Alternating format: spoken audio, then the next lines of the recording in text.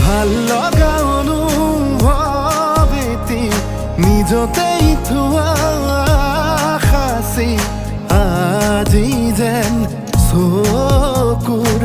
আগতে সজি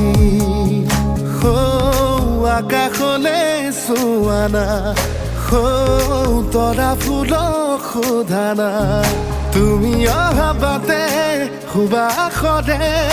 ৰজনীগন্ধা পাহে পাহে কিদৰে বুজাম নিজক কিদৰে সজাম নিজক